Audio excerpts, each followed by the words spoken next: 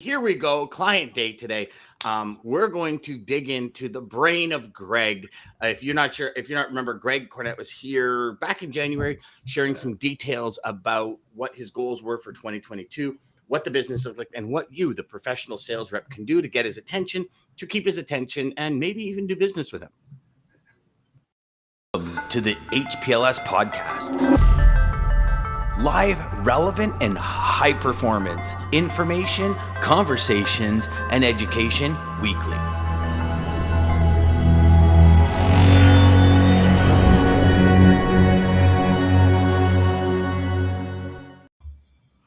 All right. So, Greg, my man, great conversation off air leading up to this, everybody. And real interesting. So I'll give you a quick overview of some of the highlights of our conversation last time with Greg. Jeff comes in for the victory this morning. Jeffrey, good morning, Jeff. Way to go, brother. So when Greg was on in January, Greg, you'd said things like, no matter what happens, you can't be wrong this year. You have almost 1.3 million square feet of warehouse space that you didn't have in 2020 because of the product coming in. There was literally, and DJ just brought it up, but I totally forgot about this part, but you literally got rid of any automated updates or anything, and you started keeping a spreadsheet of everything because all the information you were getting was completely wrong about containers arriving and so on and so forth.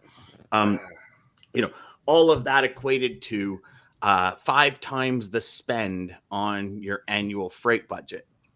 So the question is, we're 6 months in. We're almost at the end of. We're almost at the end of Q2. Laughing and smiling, Greg. I'm glad you're smiling. That's all I can say.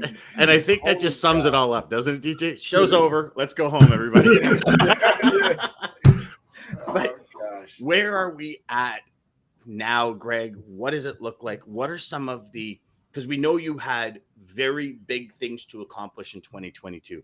Just take us through what you've done, where you're at, why you decided to make the moves you made, and kind of share some of the results, if you don't mind. Good.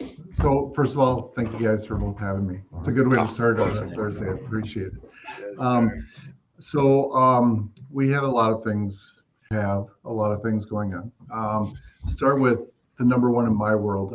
We made a decision soon after our last discussion in January to move from a global 3PL to a transportation management system. So that is in process. We're actually at the point where we're doing internal testing during the month of June, and we will be making the full transition at the end of the month. So, to be determined what that kind of impact that is going to have. It's been a good startup. This is the second organization I've worked with on a TMS. Both have been a little bit different, but it's been a good experience to date. I think we learned a lot in the past 3 years. It is not a silver bullet.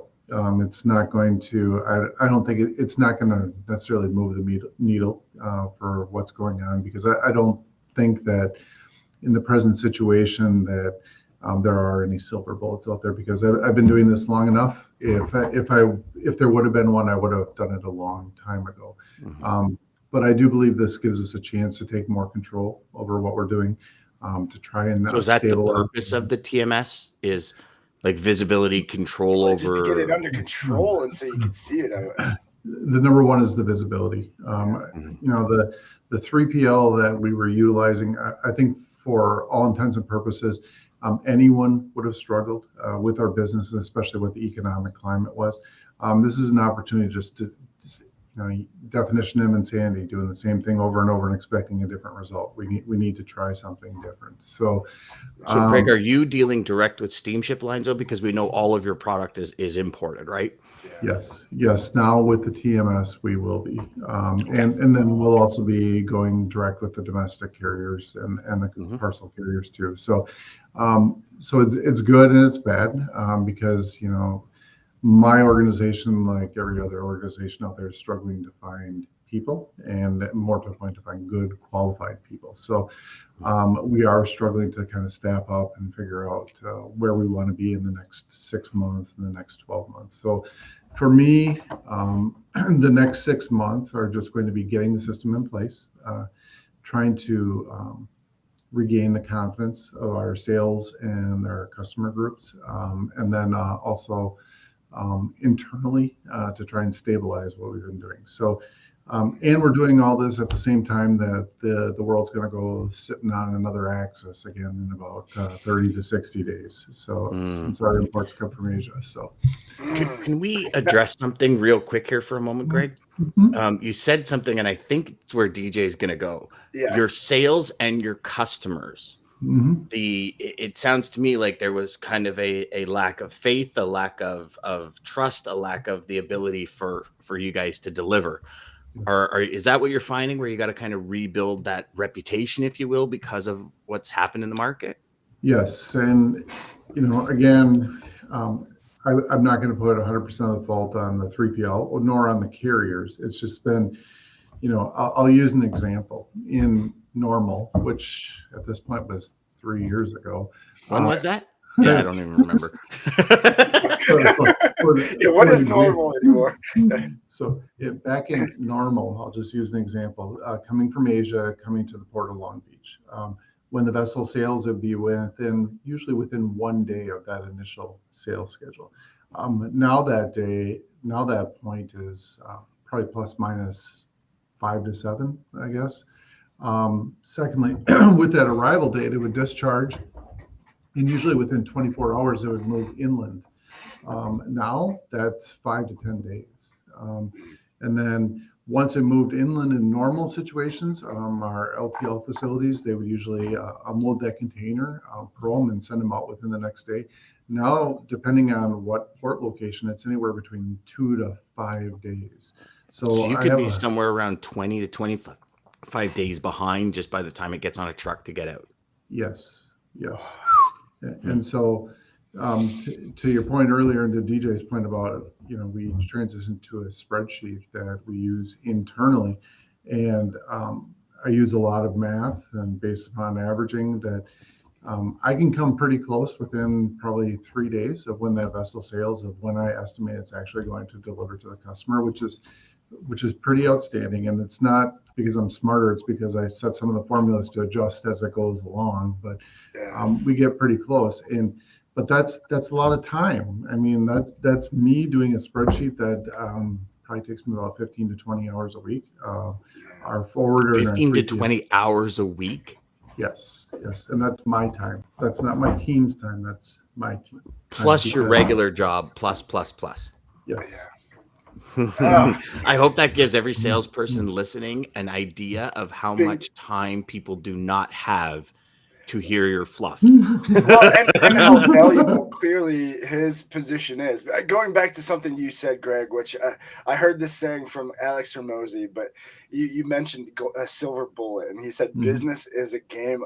Business is golden BBs, not silver bullets, and I think you nailed it. It's just your guys' strategy of it is you're taking this golden BB approach. Well, and I can communicate that as clearly and consistently as possible, internally and externally.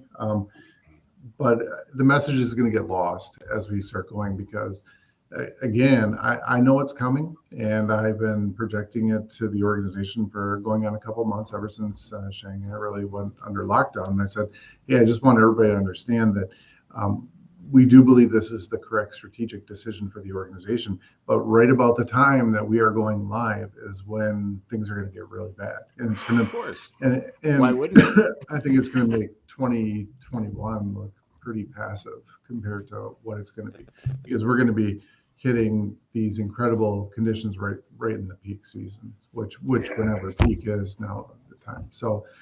So there's been a lot of challenges there. I will say to the carriers' credit this year, I have seen much better communication than we have had in the past, and especially for the inland domestic carriers. Really, once it gets to the terminal and starts moving, I would say the carriers are operating pretty much under normal conditions. Capacity really hasn't been that big of an issue. It's just getting the ocean freight to them. And the steamship lines and the ports, I think there has been improvement over last year. It's been, one of the ports we use is Vancouver, and it's been really interesting to me about the natural disaster at the end of last year, and it caused a lot of challenges up there. And then Probably for about most of the first quarter, they were doing okay. And then just recently, I started seeing containers go into closed areas in Vancouver over the past month, which I never would have thought I would have seen. And even the rail service with the CN and the CP suffered a little bit coming out of Vancouver, which I wouldn't expect either. I do, and on that topic, I do think that the rail systems are starting to show strain again. Hopefully, we don't go back to the situation we did in 21, where, at least for my freight, most of it was embargoed coming from the West Coast that I had to move it by truck into the U.S. Midwest and Northeast. So a lot of headwinds still out there. Costs are still extremely high. We have been going directly to carriers now with our new setup instead of going through the 3PL that they're doing the RFPs. And what I'm finding is that the industry expectations that pricing is up 10 to 15% right now is about right. And so you're paying for a service, but I do think that service has been improving over the last 6 months. Well, that's good to hear. Dean said something yesterday on Data Day Wednesday, where he had, and DJ, correct me if I'm wrong, 23% of down employees in the rail community, in the rail service, something like that. Like they still need 23% more employees to get back to where they were pre-pandemic, because they furloughed so many people who went and got retooled and rejobbed. So he was saying that is actually going to add a huge strain, because you're almost 25, you're almost a quarter of your staff down. And we all know what happens if 25% of our staff is not there. Things don't quite run as smooth. So he was saying, that's going to cause a major issue. Obviously, getting contained. We have all these ships hit the ports again. We've been through it. Getting containers to the location and getting them back to the ports, and then to the point where when this was happening, most ships were sailing empty back to Asia, because it was just like, we can't wait. We've waited so long just to get our containers. We can't wait for freight anymore, and we're going back empty. What kind of jump do you see in the container pricing, Greg? Like, so I know, back, call it 2019 into 2020, container prices started rising. 2021, they were like astronomical, and then they came down for a bit. And have they gone back up? What I'm seeing is they've about stabilized for the last 6 months or so.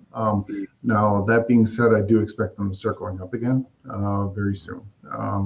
So I would say from 19 to 20, we were up probably about 2 times. And then from 20 to 21, we were up about 3 times. And that so far in 2022, it's stayed about the same. So, it's not getting cheaper. And every indication, I had an internal discussion about saying, hey, Greg, when are our standard costs going to go back to normal? And it's like, okay, again, define what's normal. And if you want to use 19 as the baseline, then I'd probably say about once we get into the next decade, probably, because if or when a global recession does start, for however long it's going to be, the ocean carriers, they took a beating for most of the last decade. So, I would fully intend that if they're going to start withholding supply, if demand starts to drop, and they're going to start laying up ships or doing whatever they need to do too. So, and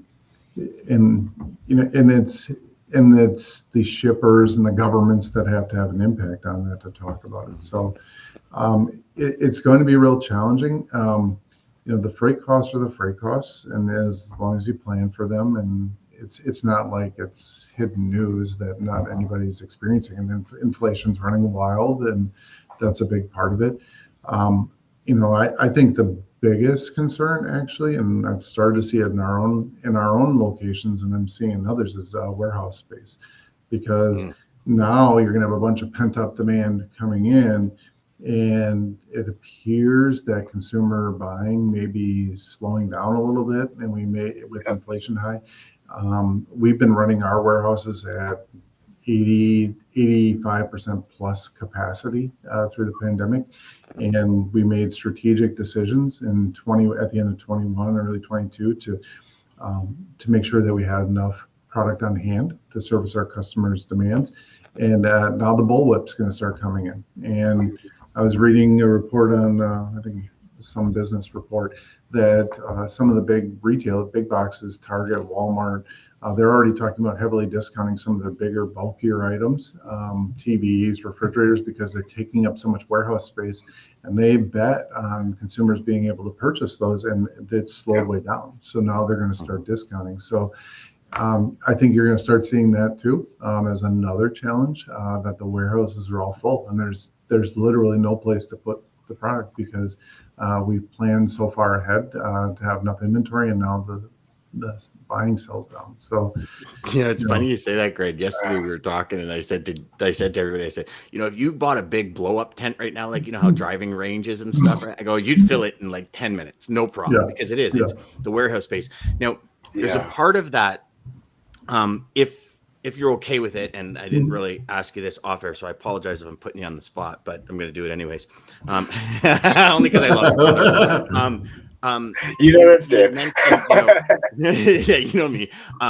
Freight costs are freight costs. So with your cost going up 2, 3, 4 times, how does a corporation like yourself, what do they do? Like, do you now start shaving here? Do you go back to customers? Do you raise prices to customers? Like how does a corporation stay profitable in a situation like that? Or what do you do internally? What kind of conversations do you have? Because I think it's going to be great insight for salespeople out there to fully understand not just the A and B, but the C, D, and E that happens when things like this happen in a massive, I'm so glad you asked this multi-billion-dollar corporation like yourself. Trying to think without giving out trade secrets. Yes, and I apologize. I know I put you on the spot. And I think I can speak for pretty much any manufacturer. The answer is all of the above. So, what can you do to save costs internally? That's always the first one to talk about. So, for example, I'll just use me. I have 2 open positions right now. And can I survive without filling those positions and wait a little bit longer? And for me, it's actually pretty good timing because I have new technology coming in. I have to figure out what it means and what it's going to do for productivity. But can I delay hiring? Which in the present conditions with what the job market is, that's a pretty safe bet anyways.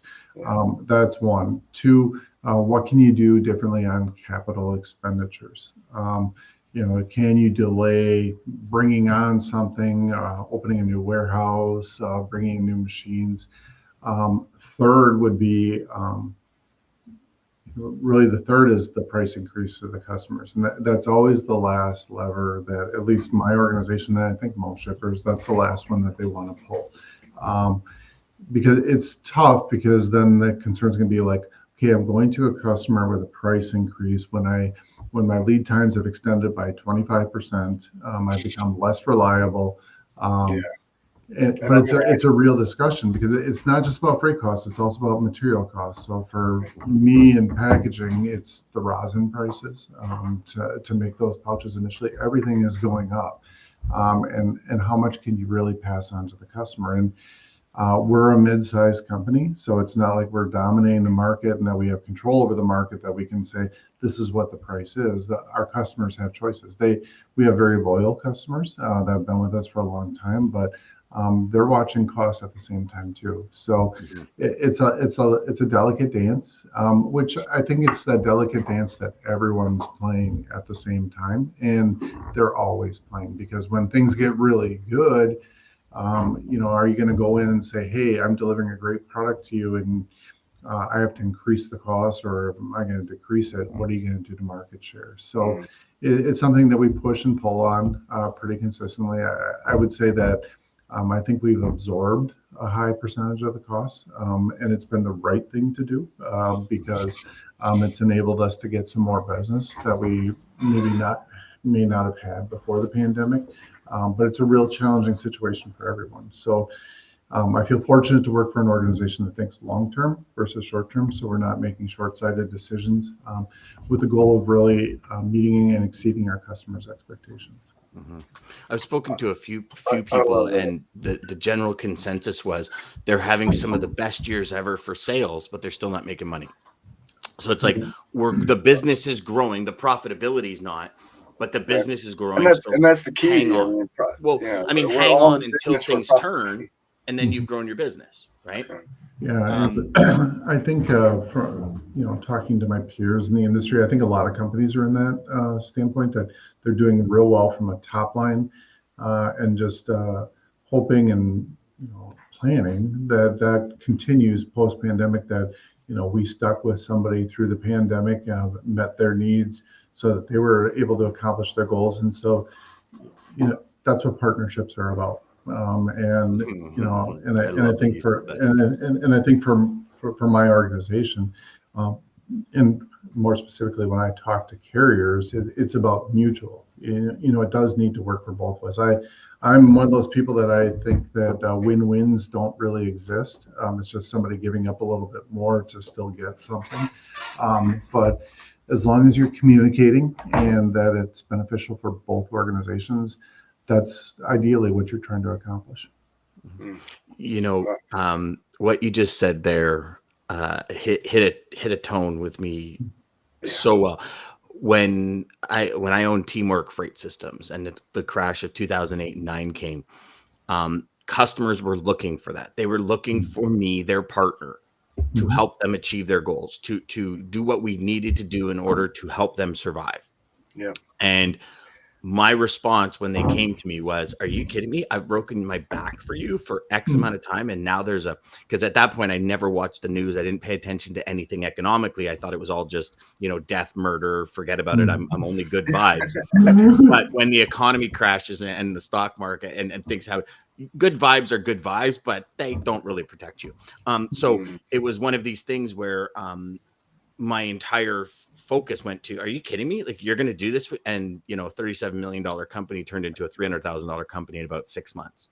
Yeah. And you can lose it real quick. Yes. If you don't have that vision of how do I, it would have been simple. Okay, Mr. and Mrs. Customer, how do I help you get through this? And the company would have been a million times stronger in 2011 and 12.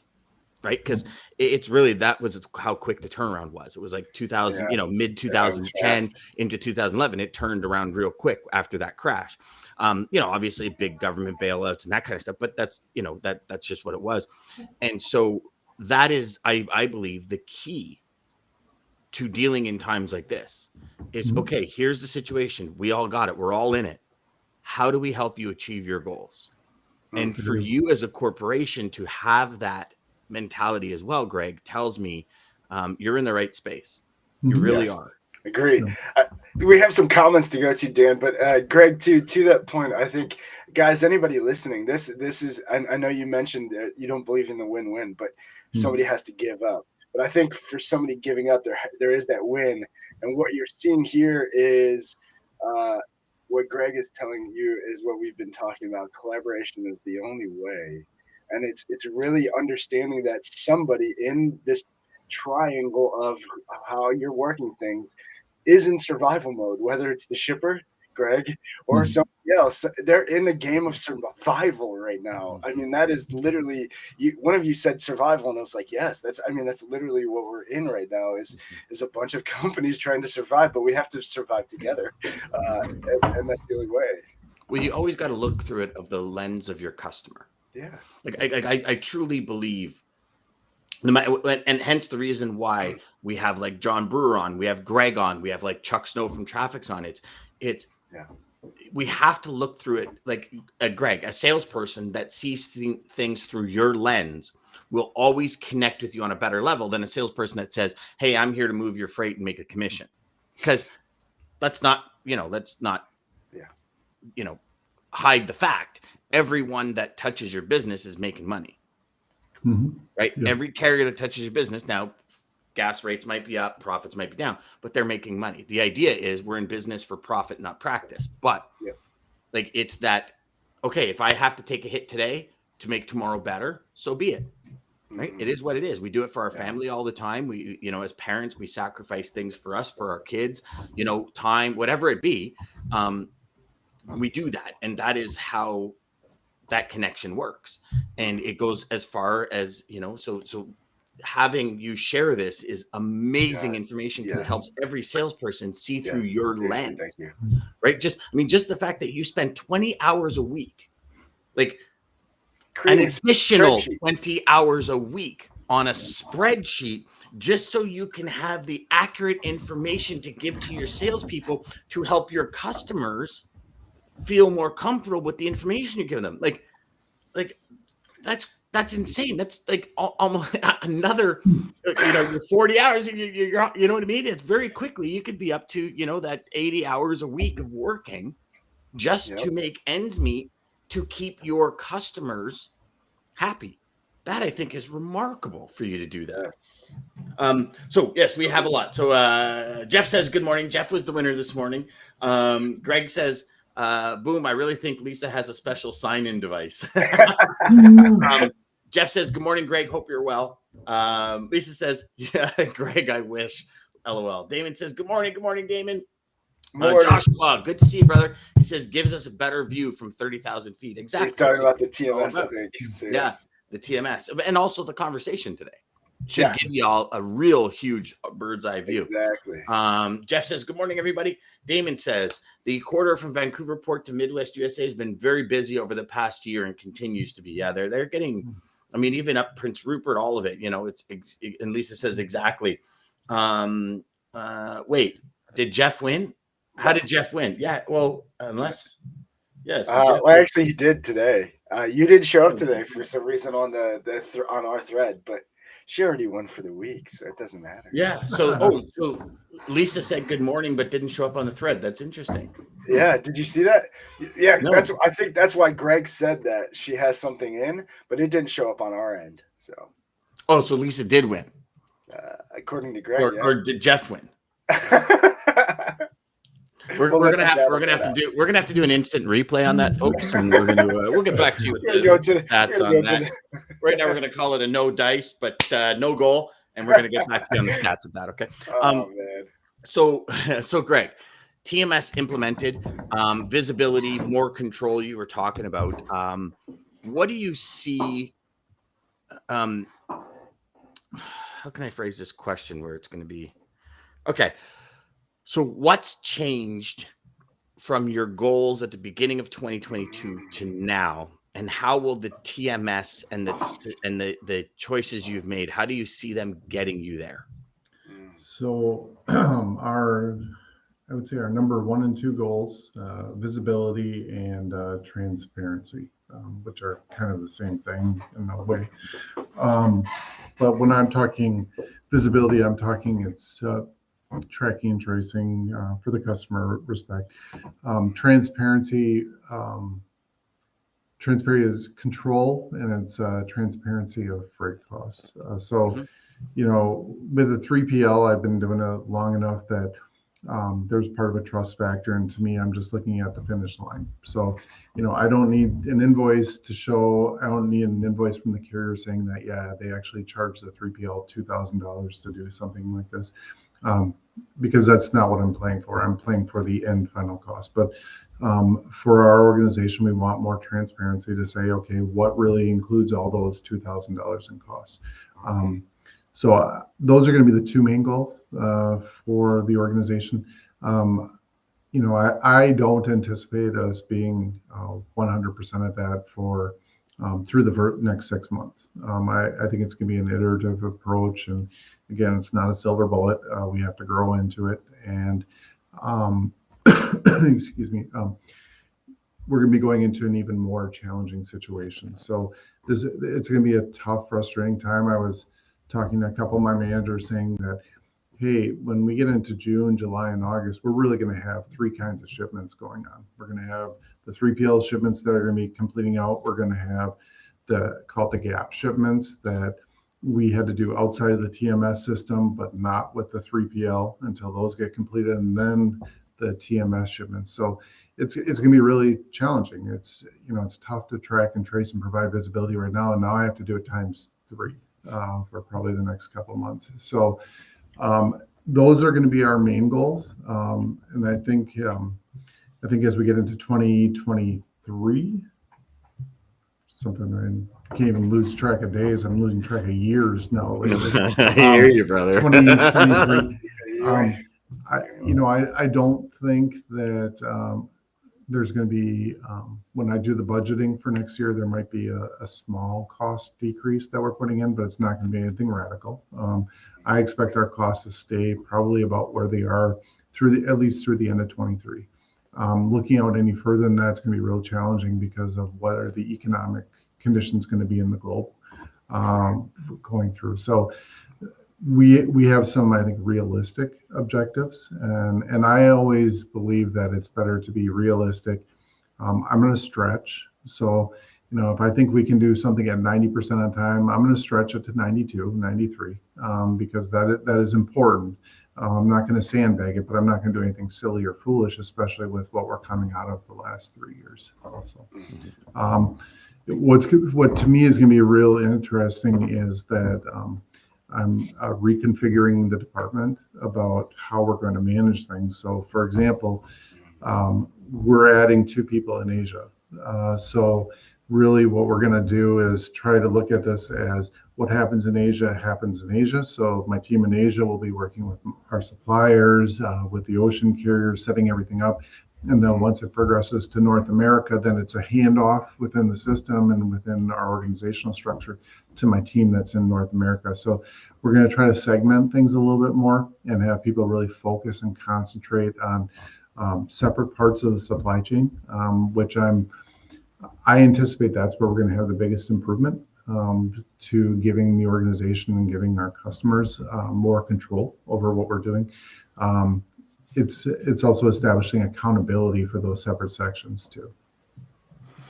So I've got a question for you, and it's obviously at this point hypothetical, but let's say, for example, if you're 3PL that you were dealing with prior to making the decision to go to the TMS, if they gave you a cost plus model where it had full visibility, you had a complete breakdown of why the $2,000 was, and then they said, you know what, we're going to add a 12% margin for management kind of thing, as opposed to you hiring a new employee or whatever, and was able to give you a lot of the tools for transparency, both on ocean and all that, would you have considered a TMS, or would you have said, okay, well, we've got the right people in place because we got the people that are looking after our best interests and looking after our goals so we can look after our customers' goals? I'll give you 2 different answers. So one, in my present situation, that would not have been something that we would consider just because of what we've gone through the last 3 years. Say you were coming to me and I was working at company BDX instead of at Flare Packaging. It's coming into me with a 3PL proposal. Yes, I think that would be good. I've been through a number of pricing, a number of 3PLs during my career. I've been through ones where it's cost plus. I've been through ones where it's a transaction fee per shipment. I've also been through 3PL situations where I have a fixed cost on a monthly basis, so that I'm going to pay X amount of dollars every single month. Each one is dependent upon the organization, and what I think for the group that's listening, you have to get the logistics group or like myself on board as an entry point, but it's really the finance department of that organization that's probably going to make that decision what they want to do, because I'm ambivalent. I'm looking at just at the end of that shipment, it cost me X before, and now it's costing me Y. I don't really care how you get there. I just hope that you get there, and then we can do all the scorecards at the end. But the finance departments, some finance departments I've worked with want to know every little nickel and where it's going here and there, and they may not know what bunker fuel is, but they want to know that you're actually charging for that instead of something else. So it can be overkill a little bit. When I look at the end of the scenario from logistics, it's to me, it's really 2 things. It's the freight percentage of my purchase price from my suppliers, and it's the freight percentage of my sale price to the customer.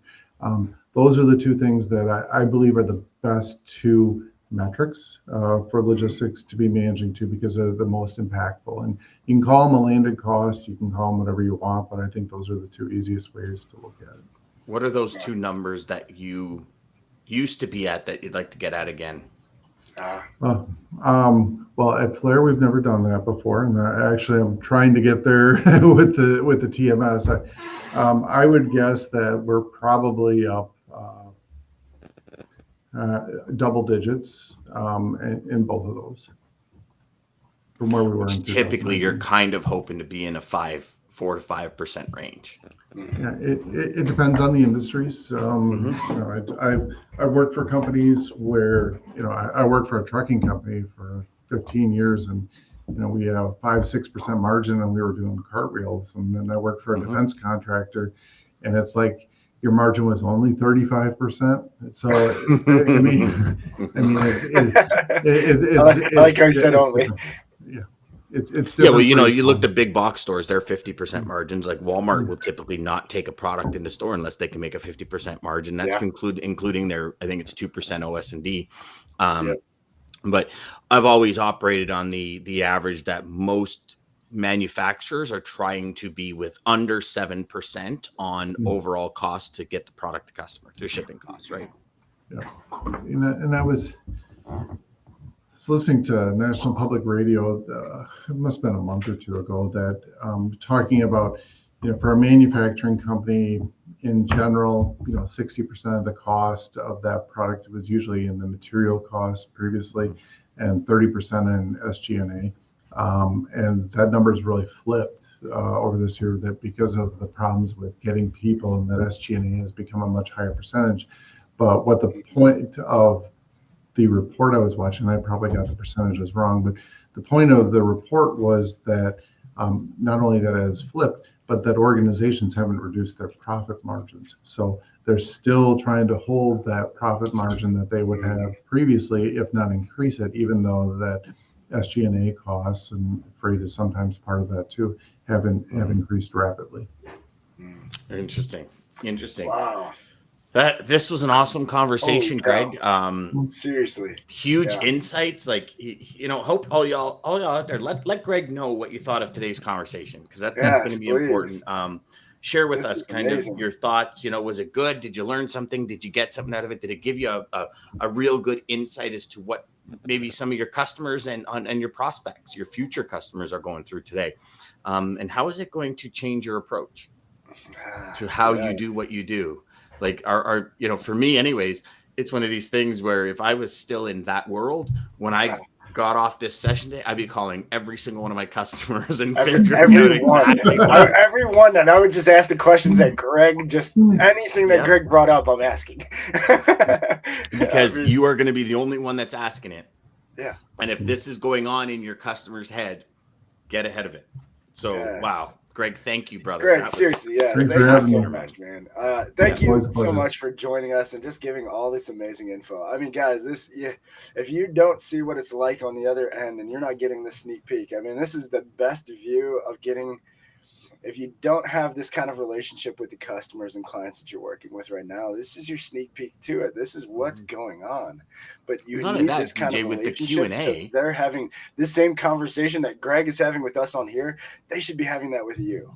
And you need to get to that point. Seriously, Greg, thank you so much for just. Yeah, Damon says, Greg loved the work ethic, the understanding of the different components in logistics and transportation. And Lisa says, yes, thank you, Greg. And, you know, there's another point to this, DJ. You know, when we have amazing people like Greg, like John on the show, it's all of you watching and listening that are live. It's your opportunity to ask the questions that you really want answered, because Greg is the person you're going to speak to when you want to grow your business, when you're soliciting, when you're selling, when you're outbound dialing. Greg's the person you're going to be speaking to. Ask the questions you want answered to help you move your business, get inside of their brain more, get inside of what they're thinking and how they're looking at things.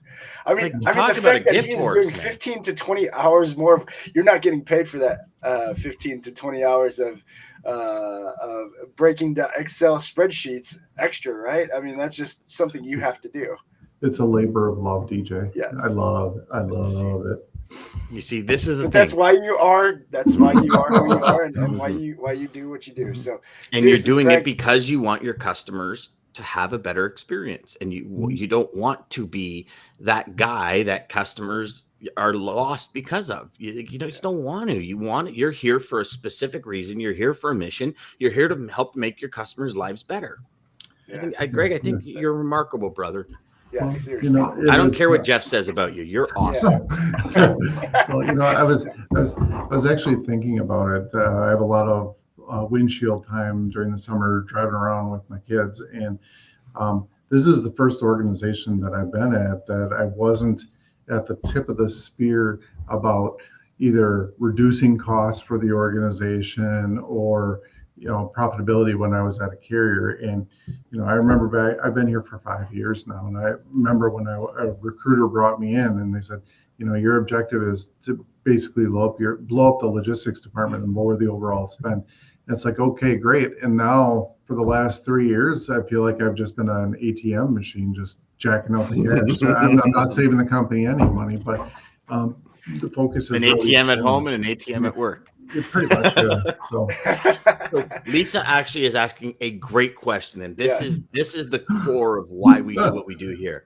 So how does someone get in the foot in the door when you don't have much time to explore new suppliers? I mean, I think that's the big question.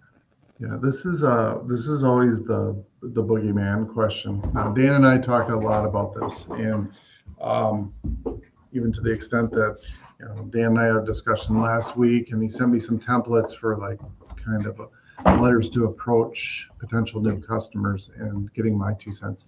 I'm going to say in advance, I know it's really difficult for you because number one, you have to be throwing a bunch of spaghetti against the wall and hoping that some of it sticks. It's the nature of the business. You don't have time on a daily basis to try and go through and understand what Greg's business does on a daily basis.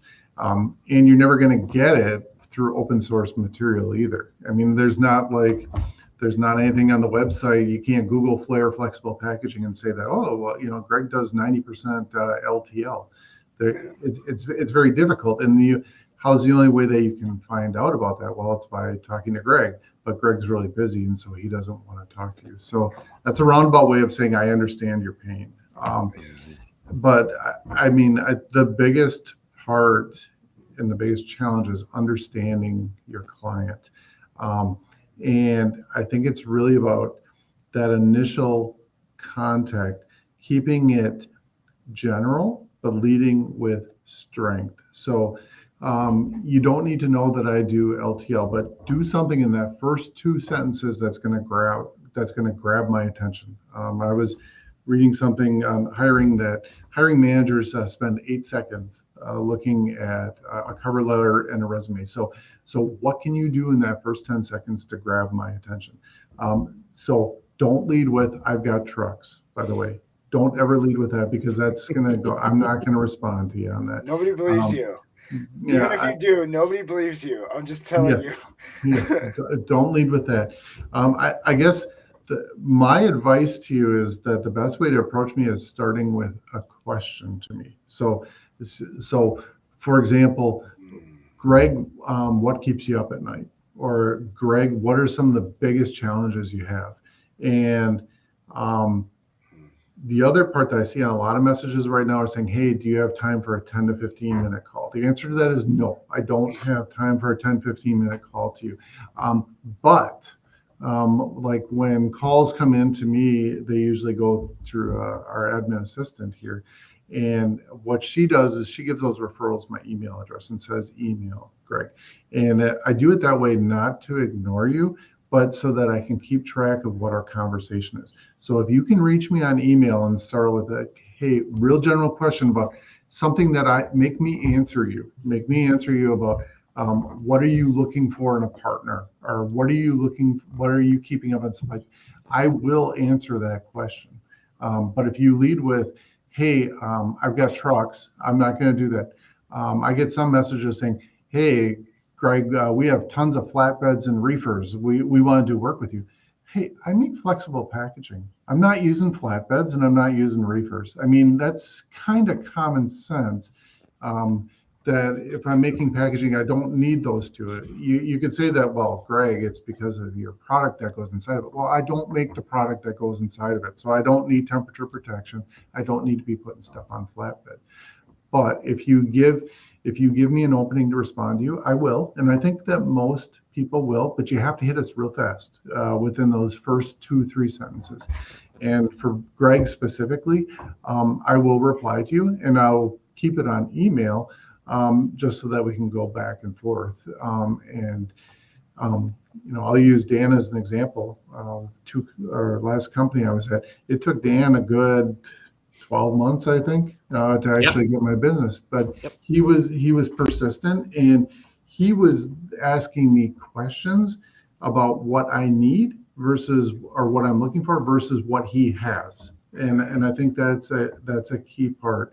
And that's going to help you understand your customer a little bit better too. So that's the other part. Lead with trying to understand more about me and about my company, because you'll get a lot further faster because it's very easy for me to just delete you if you say I got trucks, which is it's coming out pretty clear that I don't like it when I say that. Yes, guys, if that is not clear, what he is driving the point. And Greg, I'm so glad you said that too about Dan. I think it's obviously bringing relevance and asking a question that it might be a pain point to them. So you are already moving something similar and you're dealing with those pains. Bring that up and see if that's a pain that they're dealing with, or better yet, a pain that you can fix. See if that's a pain they're dealing with. But then the bigger key that Greg mentioned is persistence. Would you agree that if they say something that triggers you to think or respond, and then they're just every so often checking in and they're there, it's just timing and right place, right time. And oh man, I need somebody, and here you go. Yeah.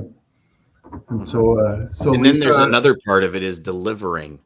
Yes. In the end, delivering on the conversation, because Greg, I'm pretty sure you would have remembered from the first conversation all the way to the last conversation if I didn't deliver, and you would have gone back and said, well, Dan, when he was asking me questions, he said he delivered on that kind of stuff. And that was right up his alley, but it doesn't seem to be right up his alley. And the dovetail to that is when you deliver, you have relationships like Greg and I have. Greg went to a new company. What did he do? Called me, says, I'm at this new company. This is what I want to do. I want to blow up the logistics division. Can you come out to Calgary? Can you do this? We did work together until I left the industry. Like I was involved in all of the major bids. And so that relationship continues. Because you've developed it over time. Almost every one of my customers has gone to different companies or stuff like that. And that's how we grow a consistent, long-term, relationship-driven business. But you're right, Greg. It started with questions. I asked you about a dozen questions. And I think actually on our first call, if you remember, on about the 15th question, I was like, I'm sorry if I sound like I'm interrogating you. Well, and I would say that, the other point is, to your earlier point, Dan, I don't think I'm unique, but that this business is relationship based too. So, for Dan's former company, when I changed companies, I went right back to them because we had a relationship and we had the trust factor. When Dan left that company has to be solid enough to retain my business without Dan being the key factor. So, predicated upon the business that we do together, not the personal relationship. But again, I don't think I'm unique in the industry because anybody in my role, there has to be a lot of trust because I'm staking my reputation on what you're going to do and what you're going to deliver. So, the other part is you get in with somebody, you're going to get them pretty much whatever company they go to. Well, and I'm going to give you more credit than you're giving yourself, Greg, because you are unique. I guarantee Jeff is very similar to you were when Jeff was in this role. If Jeff's still out there, I guarantee Jeff was asking the same questions when he was a customer. But you are unique because there are clients out there, people in your role that just send out a list and don't actually care, just have a number, and they don't actually do anything of the value and care about the customers, care about times, care about stuff like you do. So you are different, but you're the kind of customer, you're the kind of client that I guarantee most people on the show are looking for. So this is what you're looking for, not somebody who just wants, hey, here's my list, or here's the list that I'm going to send out, try to beat these prices. They don't care. And there's a lot of those people too. So you are different, Greg. You are definitely But Greg's different. Greg's the exact because customer every high performance salesperson wants. So, Yes. there's always tiers, right? And Yes. good or Yes. bad. I mean, I've known salespeople that have made an entire career off chase freight. Of And course. all they do is they try and get the cheapest rate of the day. It's possible, and but it's a lot of work. It's huge stress. It's like you can't take a vacation, but some people thrive on it. And you don't have relationships with people like Greg doing that. That's it. It's only this. Yes. This is the relationship. I got $15 here, $20 here. Transaction, Who can do 30? Yep. Who can do 50? Who can do 75? 75 sold at a cheaper price. It's like, damn, I didn't know I was at I don't know what's the big farm auction, auction or whatever. I don't know, but I didn't know I was at the Brothers auction or whatever. But yeah. Lisa says, I appreciate that. Thank you. Yes, fulfillment and follow through with what we say we are going to do. Absolutely. Yes. Actually, sorry, I know we haven't keep. So Thomas says, what's the best way to find a niche? Sorry. No. How is the best way to find a niche? That's a fantastic question, Thomas. Go ahead, DJ. I'll let both of you share. Go. I have to think a little bit, DJ. So go, DJ. So I'll tell you. The way I did it was, when I got into this industry, I tried everything. I shipped tanker loads to bulk stuff to any kind of different reefer to dry van to flatbed to everything you could think of. But then I realized really quick where my niche was dry van and canned foods. But it was more because the ability and what I already knew. But the better, I guess, to your question, Thomas, you do need to find a niche. Don't try. And that's what I was given that advice pretty early, thankfully. Because otherwise my personality would have been all over just trying everything the whole time. But I talked to people in the industry. Thankfully, have an aunt and uncle who my aunt, her family members have been brokers for a while. And so reached out to them and they said, you need a niche. And I was like, a niche? But I like doing all of this. No, you need a niche. And so, once I really found what I liked, what I could understand and what really just tied to me, that was the way I found my niche. Beauty. Are you ready, Greg, or did you want me to? Yeah. I agree with what DJ said. It's interesting. When I was on the carrier side, and then also when I've been on the shipper side now for the past X amount of years, without giving out my age, it's interesting that it's like a 5-year cycle for organizations that, they'll go to, hey, I want to segment this so that, you, for example, are just responsible for this part of the business, and then there's a handoff to the next division, the whole silos.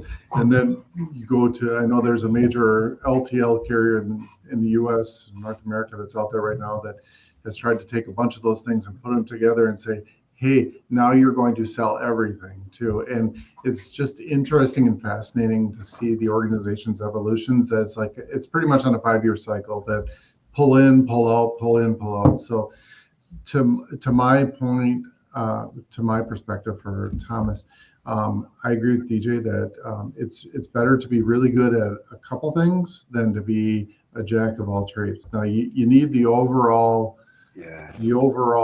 experience and the overall knowledge. That I will say, and I do this personally, I don't need to know the answer to every question, but I do need to know the people that I can go to. So in the example that when I was working with Dan, Dan was solving a specific problem for me.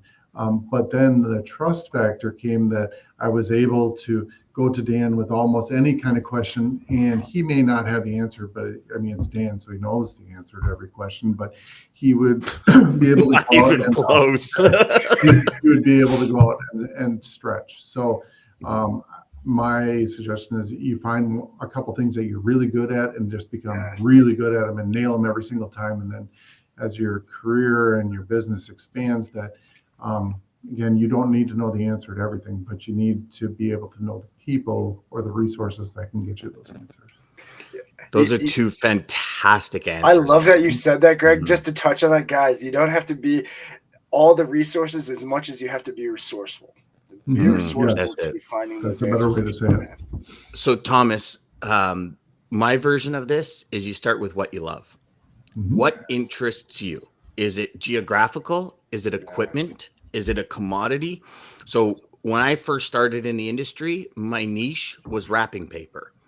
I had to, I was so excited on this. Like for me, the excitement of having nothing going to like 7 loads a day and the distribution and the coordinating of everything and getting it into warehouses and getting it into stores and watching kids' faces as they grab wrapping paper, that like just totally threw me off the chart. So I focused on that.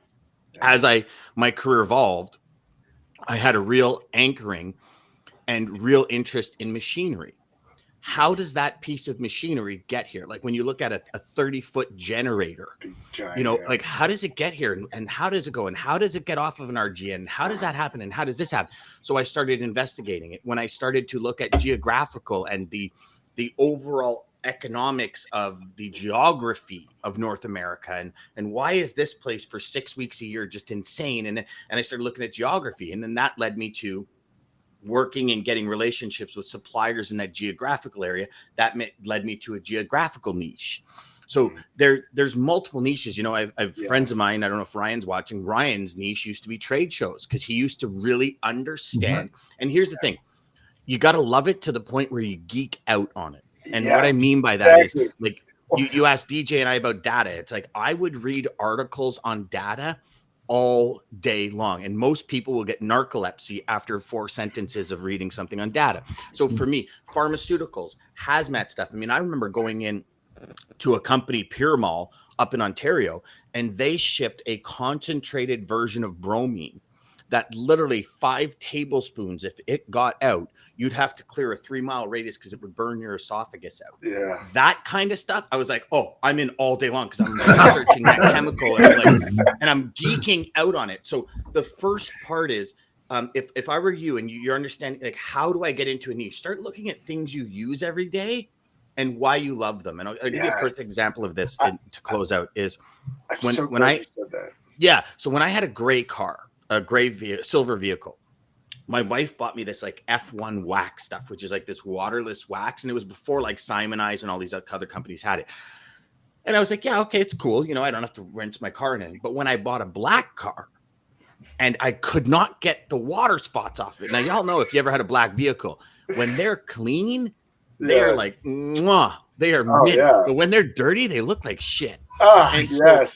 And so I just couldn't get my car clean. And then I remembered, I'm like, what was that stuff my wife got me? And I ended up finding it.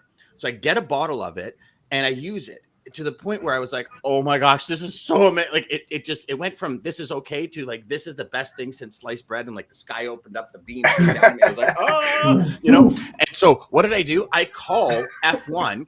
I find out that a company, Pizzazz International, is the one that brings it in. I called this traffic manager. I go, you don't understand, man. I use your stuff. And I go, oh my God, it was amazing. And he goes, dude, you got the business. I go, what? He goes, anyone that has a love of the product like that, I know you're going to take care of me. And it was that easy. But it was like, that's how you develop a niche. Yes. What do you love? Right? Does the temp, you know, the return air temp and all this on reefers, does it rock your boat? I know it sounds, some people might be like, what, Dad? Return air temp? Absolutely. Understanding heat maps in a reefer, does all of that rock your boat? Oh, your product needs to be this temperature. Okay, what I'm going to do, I'm going to put it in the middle of the trailer instead of the end. You have a 9 pallet space before the heat map wipes out or whatever, blah, blah, blah. Like all of these things are so available in our industry. It's just, what do you geek out about? What do you really love? Because every single, you can make a entire career off shipping stuff this size. You can make an entire career off shipping stuff like this. You can make an entire career off shipping mugs. Like it's all available to you, brother. Yes. I hope that helped. No, yes, that was great. Seriously, that was so good. And to your point, and to Dan's point, just to finish that up, and then we do have to go because I think Greg's ready to go, and we're pushing an hour again. So, oh my God, we are! Holy crap! Yeah, we have been way too long. But to your point, Dan, so mine ended up. The vegetables ended up being my why. My why was very big. And so knowing that those canned vegetables were coming to Ohio here and I was part of that was like, oh, that's awesome. And people are buying them and it's because of me. And then when my kids ended up in Hawaii and part of the shipments going to containers to go to California to go to Hawaii, I'm like, yes, I'm bringing my older kids vegetables, even though it's not me. And so that was, again, just whatever it does for you, but it's when you have the passion that ties to it, that then you have your true meaning. Everything. You have everything. Yes. So Wow, that conversation took 100 different turns, DJ. What do we got today? It did, but I think it ties back, and I picked this before, and Greg mentioned something about doing the same thing over and over. So it does tie to Albert Einstein is the quote. But before we go out, thank you to American Logistics, Centurion Trucking, Damon, and all you guys, people over profits. If you're looking for a home, go there.